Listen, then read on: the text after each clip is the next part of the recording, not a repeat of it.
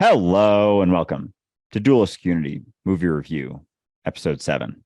I am here now. Beyond that, I don't really know, but it's been fun sort of figuring that out, or at least letting go of all of the additional things that I ever thought that I was outside of here and now. And I am very excited about the form of my mortality. I'm very excited about being human as a whole, all of the things that go with it, the experience of suffering, the experience of pleasure, the experience of connection, even the fear of death.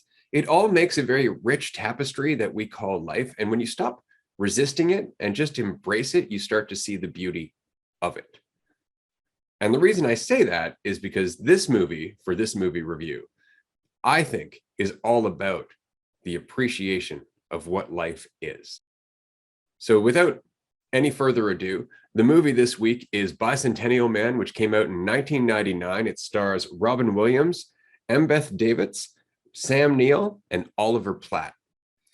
This movie is fantastic. When I first watched this movie, I was, I think, 19, 20 years old. And I was just coming to the recognition of my own awareness. And I was really trying to come to a place where I appreciated my life more because I was so far down at the farther end of the spectrum in terms of like depression and self-loathing and whatnot. And so this movie really communicated a beauty that I didn't find I was able to appreciate in my own day-to-day life. And so it inspired a lot of insights for me at that time. So I'm very excited to share this with our listener. And of course, with Andrew, I thought it was quite funny that, of course, the main character in this movie is actually named Andrew, which of course I had forgotten until I watched the movie this time around. So I won't get any further into my thoughts right now, but Andrew, I'm very curious as to what you thought of specifically the first third of the movie, which I always think of this movie in thirds, in terms of the first third being very much his time with the Martin family. Yeah, I'm glad you gave me that because I didn't really know where we should start this because there's so many insights and symbolism. And I have a massive page of notes and I was trying to figure out where exactly to go starting out. But yeah, I think that situation, there was a lot of interesting relationships going on and just the expression of how everyone kind of accepted Andrew or didn't accept Andrew into the family was more or less symbolic of how they accepted reality and how they accepted their life and how not just how they did, but the way in which they did as well. And so, you have the dad who is very intrigued by Andrew, I would say, very, very interested, and also very caring of Andrew. But there were still some hesitation, some barriers, not fully accepting him, but accepting him to a degree. The wife a little bit more, or mother a little bit more, hesitant about what was going on, the impact maybe on her family, seeing him as an outsider. The older sister who just didn't accept Andrew at all. Yeah, fucking just yeah, not and you saw it in a very early scene telling him to jump out the window, just very much not seeing him as strictly an animate object and not anything that had anything close to something that resembled life or anything that should be respected. And then finally you have Little Miss, who fully accepted Andrew, saw him for what he was, the depth of what he was as reality, no differently than she was, not as this thing that was different and therefore scary and therefore should be judged and therefore shouldn't be accepted, but just saw him for what he was in the moment, what he embodied in each and every moment. And so I think just seeing all the different members of the family relate to Andrew in different ways was very much indicative of the ways that they related with reality and themselves.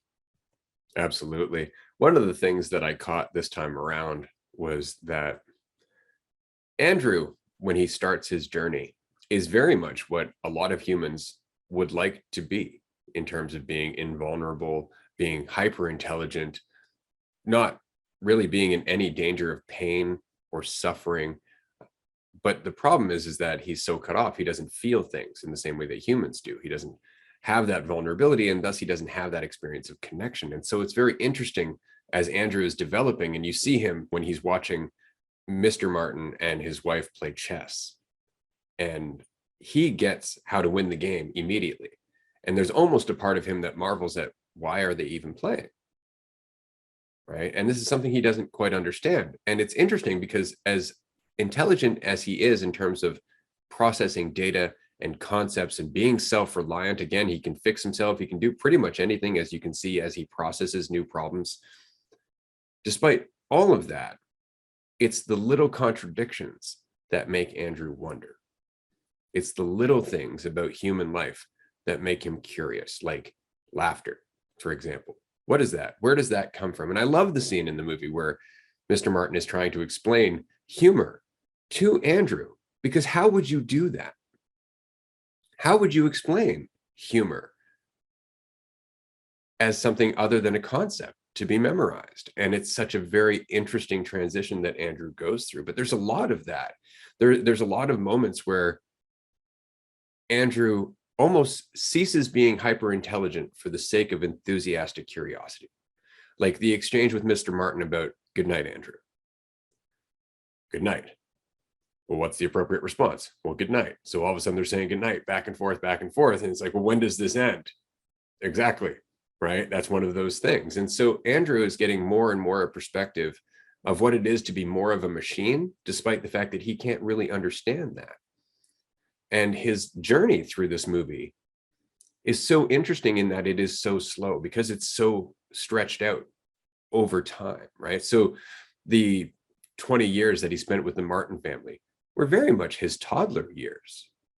In a lot of ways, he was just learning how to think about himself, how to interact with the world. And as that progresses, he starts to become more familiar with the concept of freedom. And his emotions have developed more at this point, but he's still largely cut off because he's still very much the product of his programming, which he says numerous times. You know, a robot cannot tell a lie, for example. It's part of my programming. And his journey beyond that is really quite a thing. But it's interesting that you bring up Mr. Martin's resistance to Andrew being a sentient and equal being, because he does love Andrew, and you can see he's very intrigued by Andrew. And he even says, I feel a responsibility to help you become whatever it is you want to be.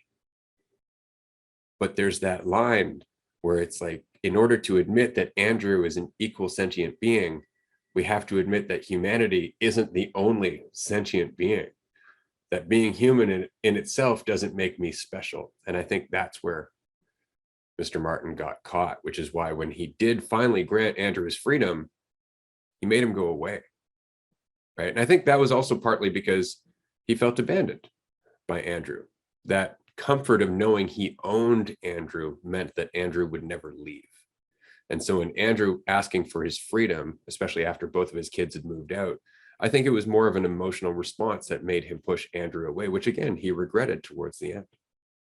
Yeah, I saw that discomfort as another strong symbolism, is just, you know, Andrew, I guess, embodied the discomfort that he felt. And so rather than facing it and Mr. Martin trying to understand it, he just pushed it away. Just like, you know, when you tell someone something that makes them uncomfortable, push them, urge them to question something that they believe to be the truth that they cling to, you know, false certainty that they cling to, they get very uncomfortable. And rather than questioning that discomfort, they just push it away. And so I saw just that action that he took is very much symbolic of pushing away the discomfort that you don't want to face in your own life. Because as much as he did see Andrew as, seemed like, you know, I don't know exactly how he saw him, but he did love him and he did care about him. He didn't, you know, push him away or try to completely avoid him like, you know, the older daughter did, and the mother to a degree, I think, did as well. But there was still, it showed that there was still that line that he wasn't willing to accept him for what he was. And so that whole kind of first part of the movie and the development, it's funny because yesterday we were talking about babies and what babies would be like if they were just grown up, and how babies come into the world and don't see themselves as divided, but they don't necessarily have the experiences or understanding to interact with the world. And so I saw Andrew's development early on as kind of almost like coming into the world with all of the intelligence, but not having the development and the process of understanding your environment at all. So that's why you couldn't understand things like humor and the timing that came with it. And it just shows the importance of kind of slowly developing over time, and not necessarily getting to a place where you're so like fully intelligent without the nuance of understanding that comes with that intelligence, and the pitfalls of having raw intelligence without all of those experiences. And so you mentioned that early on, Andrew is kind of the epitome of what a lot of people want to be. They want to be able to do things super well, super quickly, not be swayed so much by their emotions, not even just like not feel as much. A lot of people want to get to a point where they're not as emotional. They're not that they're fully numb, but they don't like that certain emotions sway them in certain ways. And it just shows the importance of that throughout the entire movie. But we have certain preferences about, I want to feel this way, I don't want to feel this way. And the reality is that you can't feel, all of the positives without all of the negative emotions. And I think the entire movie is a great display of that. But early on, he's not able to feel as much, and feeling things is an entire spectrum. You can't have just certain aspects of the spectrum that you prefer to feel. So in the case of Andrew, where it's either he feels nothing to being able to feel more things, he is all in on being able to feel more things. And it just goes to show the importance of being able to experience all those things and having that balance of intelligence with emotions and experience, and being able to, understand kind of the unspoken things that and ways of communication that we have as humans. And I think that's very much the second third of this movie, is Andrew stepping away from everybody and really digging into his own journey, trying to look for another robot that is like him, for example, but on that same level, having to face that perhaps he's the only one. And so you can see over the 20 years that Andrew is traveling around, that would be quite an emotional journey. Each and every time you find a possibility and it doesn't turn out to be what you're looking for, there would be some frustration. There would be a lot of emotion that would go with that entire search for the recognition that you're not alone in who you are. And so I find just in that, and it's not a huge part of the movie, admittedly, it goes by fairly quickly, but those 20 years make such a difference to Andrew, because just before that, of course, Richard Martin dies. And before that, Andrew actually has the ability to express more emotion on his face. He pays for that upgrade. And it's largely the result of Little Miss growing up and getting married. And so you see all of this background processing. And I think one of the parts of the movie that actually caught my attention this time was when Little Miss came down to tell Andrew that she was going to get married to, I think his name was Frank. And Andrew is just like, oh, well, that's really interesting, not understanding that is him that she cares about, that she's talking about him throughout all that. And he's like, well, the answer's simple. Marry your friend. Right? To him, that's the simplest thing. Like, why wouldn't you do that? And she's trying to explain, like, there's more to it. There's complexity there, and he doesn't recognize that because he's still very simple. But I think deep down, he knew that she loved him and he loved her to a very large degree, because when he does have his face upgraded, you see him at the wedding and he's smiling until she walks away. And that's the thing about emotion, is that you can show more of your joy, but you will also show more of your sorrow, right? So all of a sudden now Andrew is a bit more vulnerable because he's actually displaying how he feels. And then on top of that, Mr. Martin allows him to continue to buy clothing, which is a huge sign of his freedom and another sign of his increasing equality, which is how he would take it. So finally, after Mr. Martin dies and Andrew just says, okay, I'm going to go and travel around, he's doing so fulfilled in himself to a very large degree. Like, I have clothing, I am my own person, I have my freedom, because of course he gets that from Mr. Martin.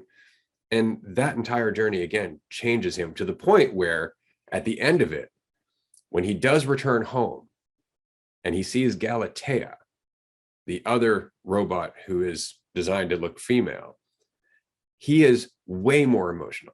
You can actually see in his conversation that he is easier going about things. He expresses his humor. He talks to people freely, but there's none of that hesitation because he knows he's free, and he has known he's free for 20 years. So I'm very excited about that part of the journey, even though, again, it didn't take up much of the movie. Yeah, for sure. And going back real quick to the scene where Little Miss tells him that she's getting married, and how simple of a response he has, like, well, of course, just marry your friend. It just goes to show, like, how most of the things we go through, obviously there's a lot of complexity, but when you get down to the root of it, most things are pretty simple. It's like, well, I really feel like I should do this, or I want to do this, but there's all of these things. There's these societal expectations. There's these concern, like this judgment from family and friends and all this stuff. And it's like, yeah, I mean, you can take all of that into account, absolutely, but where is your priority? And if your priority is you and your existence and your happiness, most of the answers are pretty damn simple, like when they come down to it. So it just, I don't know, makes me wonder how many things in our lives that we just make so much more complex than they actually are, because we consider so many of the sort of societal expectations that go along with every decision that we make, and how much more free we can feel when we don't take as many of those into account, because at the end of the day, they don't matter as much to our experience. But anyway, so getting back to as he develops, as he takes that journey and finds that freedom in himself, he's able to express himself more and show more of, I don't know, I guess, like his true nature underneath all of the programming and whatnot. And I think with that, kind of similar to the last point, like he has less regard for the way that he should be, and be it should be based on society, but at the same time should be based on his programming.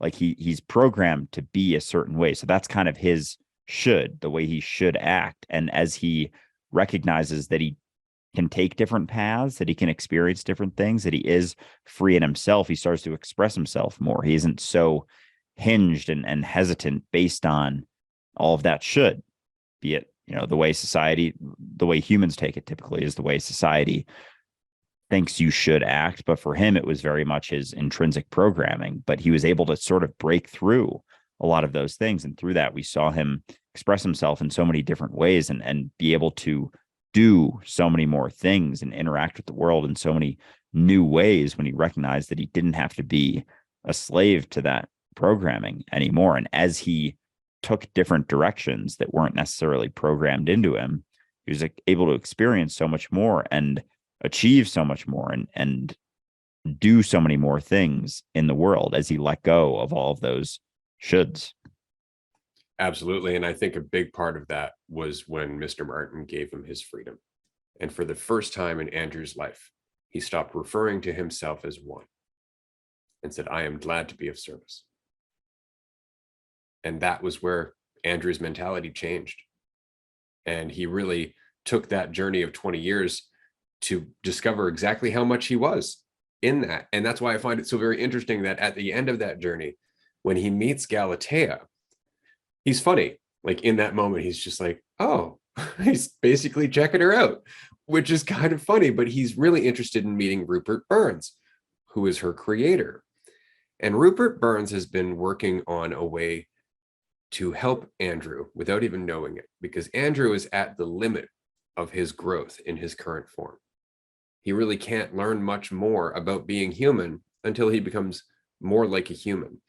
And so it's perfect timing that he runs into Rupert, who is developing the ability for Andrew to look basically like a human being, but only in appearance.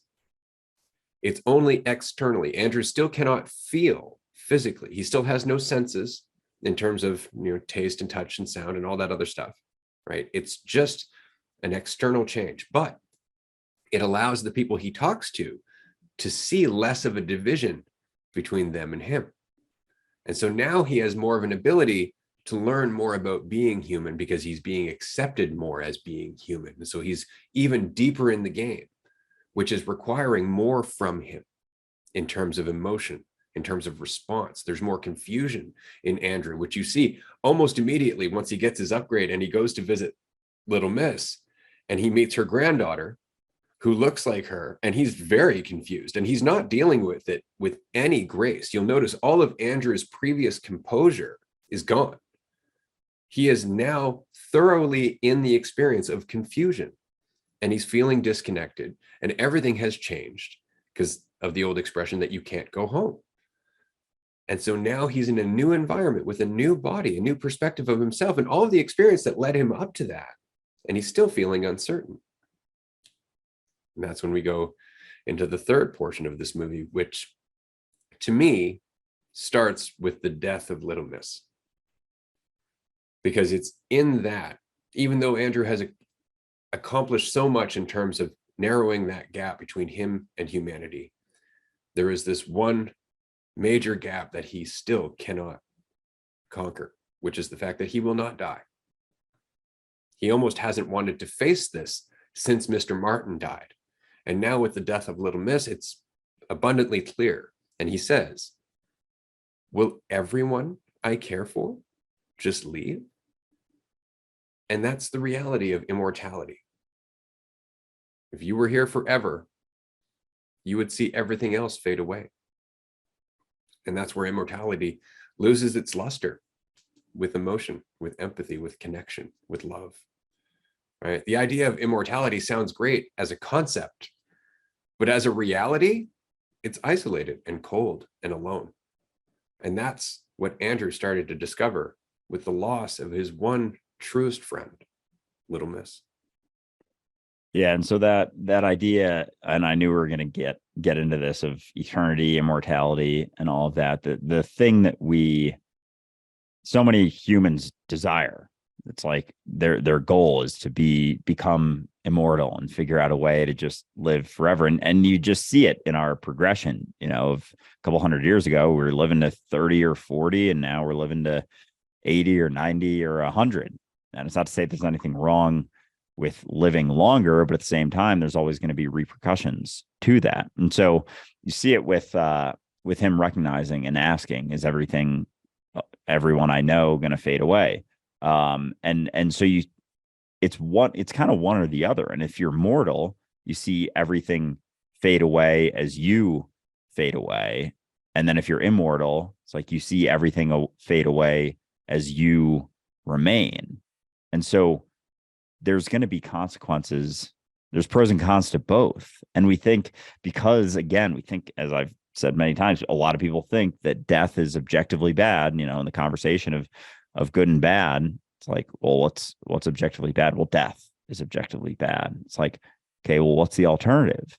And that's kind of what we get to experience for most of the movie with Andrew is the consequences of not dying. And so you kind of see the necessity and the benefits of death. And even you see it with Portia later on, that, they're talking about death, and Andrew's been able to come up with so many inventions that keep people alive, the DNA elixir, new organs that a lot of society is now using to prolong their life. And he is still immortal at that point. And Portia expresses to him that, that sounds amazing, but I don't want to be here forever. I don't necessarily want to be immortal. And she has a couple quotes that I don't remember exactly, but something along the lines of it's human to pass on. It's kind of a necessity to continue on. And so I think Andrew kind of begins to realize that maybe it's not about being here forever and there's going to be consequences, and he's almost trying to subject Portia to the same thing that he's facing, being his immortality, and he's trying to get her to join him so it's not as scary and alone, and she basically refuses, and that's when he starts to think about things differently and think that maybe immortality isn't the best thing. Isn't that interesting, right? Because that next transition that he makes towards developing organs and developing basically biological parts isn't for him. It's for humans. It's not his fear of death. He's afraid of being alone while everybody else dies. And so his urge is to keep them alive. It just happens to blur the line where it transitions over to him as well. It makes him more biological, which allows him to get a central nervous system, which really breaks open one of the last gateways for Andrew: sensation, feeling, and all of the emotional spectrum that goes with that. And that's an amazing experience for him, but it changes everything. All of a sudden, he's so close to being human that he might as well just be human. He feels human, and he's with the person he loves. So he has everything he wants. And now he has a way to keep her alive, and everything he wants there. So everything's going great for Andrew at this point, except for the inevitability of death that Portia will inevitably come to and say, this should happen. But instead of looking at that at first, Andrew thinks, well, I have to fix the problem of us not being accepted as a couple. And so I'm going to go and get the world to approve of me as a human being so we can be together. And that's when he hits the wall, the final wall. You are immortal, and humanity will never accept an immortal human. And in that moment, he has to make a choice of either admitting that he's the machine or letting go of the one thing that has been certain in his entire existence, which is that he was immortal and would never die. He had to let that go, which is why I think it's so interesting when he's finally having that last upgrade done that will basically make him age. He asks Rupert, like, so how long do I have? Expecting a certain answer. And Rupert's like, I don't know, 30, 40 years, welcome to the human condition. And that is Andrew's final upgrade: uncertainty. Now he's fully human. He experiences everything like we do, including the inevitability of death.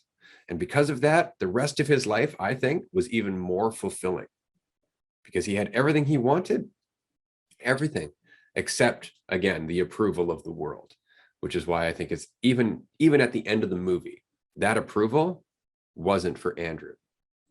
It was for Portia. He didn't even hear the approval, and he didn't need to. Yeah, that scene where he was getting the final procedure really hit me, because you kind of go through the process. You get to experience as the watcher of the movie what it would be like to be immortal, and kind of go out the other end and realize, oh, maybe that's not it. Maybe that's not the ultimate prize. The ultimate answer to all of this is avoiding death. And it's so funny that he goes through, he starts out as just raw intelligence, something that everyone desires, and ends with something that everyone fears, ends with implementing the thing that people fear most, being the fear of death. He actually gets a procedure to guarantee that he will die, but again, doesn't know when and can't be certain about it. And I love that. Well, I don't know, 30, 40 years or so. And he's like, what? That's pretty vague there, doctor. He says something like that. And that's just it. Like, we don't know. And even 30 to 40 years is uncertain, because it could be any given day that it happens. And so that one really hit home, and through those last few scenes in the movie of just going back and forth between, what am I? What can I be? Can I be a human? And just really telling of what it means to be human. And one of the cores of our experience is the experience of death, and yet it's something that we all fear and want to avoid. And it's pretty normal for us to do so, I guess. But at the same time, it's the thing that gives us an appreciation for the experiences that we have every single day. Without it, as we've said, it would be cold and lonely, and there wouldn't be so much vibrance to this experience without the inevitability of the end, which Andrew, finally realizes. And so he actually inflicts that upon himself. He chooses to die. And in that, he finally recognizes the reality of uncertainty. And in that experience, like that being the core of our reality, of reality itself, is uncertainty. He's finally able to experience what that would be like.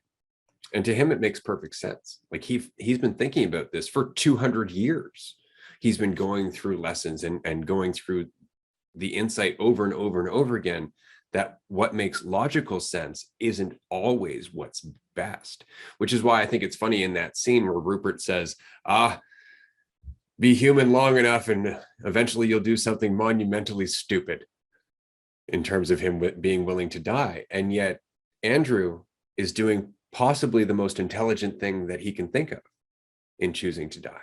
And despite Rupert knowing Andrew for so long, creating all of those robotics with him, knowing Andrew is a fucking genius, he still thinks it's kind of stupid that Andrew wants to die. And I find that really funny, because Andrew learned something very important from Portia in doing the wrong thing, in not always listening to what's logically sound, in following your heart and following your feelings.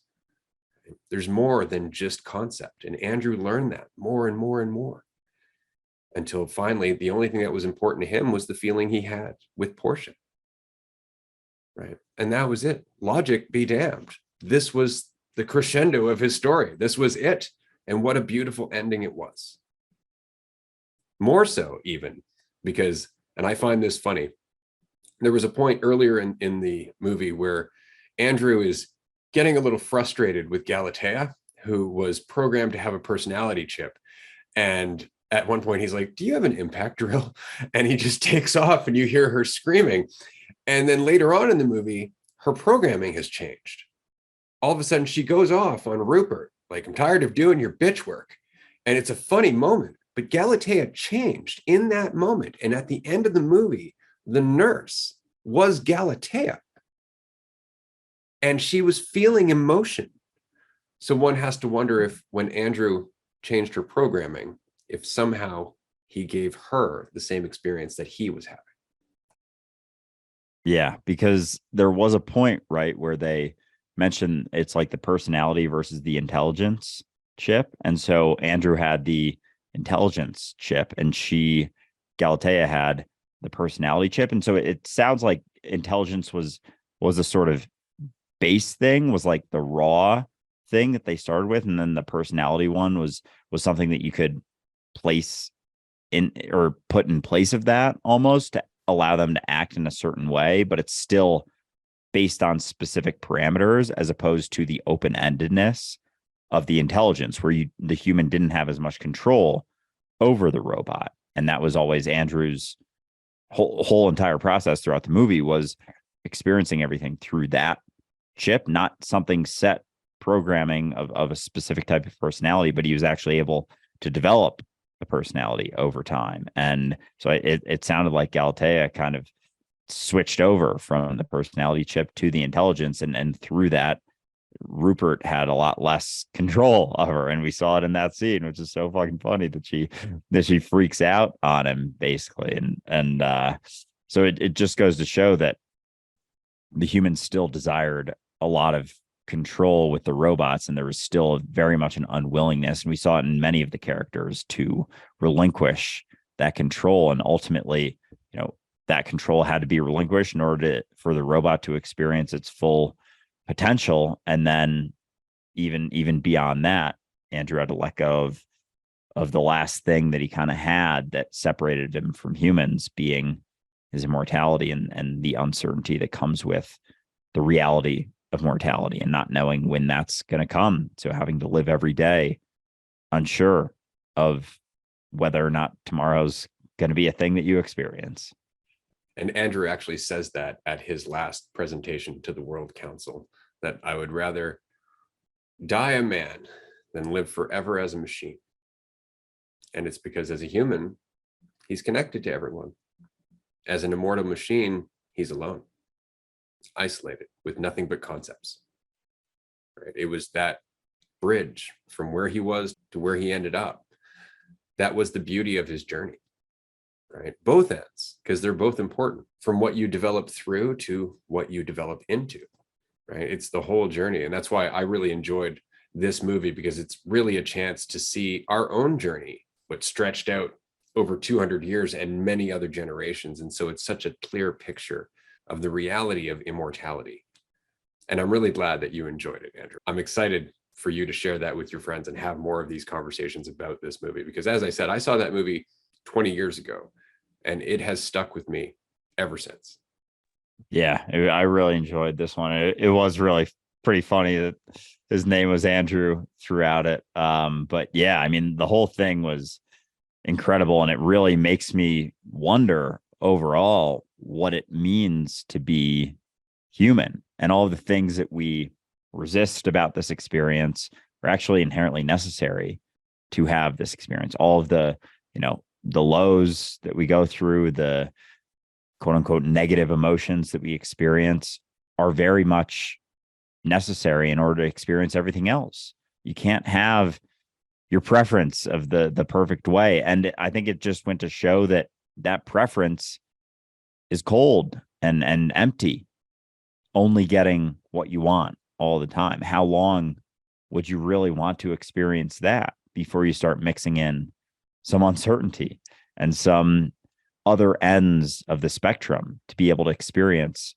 all of the emotions, the entire emotional spectrum? So yeah, it's a fucking awesome movie. I'm glad we covered it this week. And yeah, I mean, excited to watch it again, because there was still probably a lot that I'd pick up on second, third time around. Yeah, absolutely. And I do want to give one quick last shout out to Embeth Davidtz, who played both Little Miss and Portia in this movie.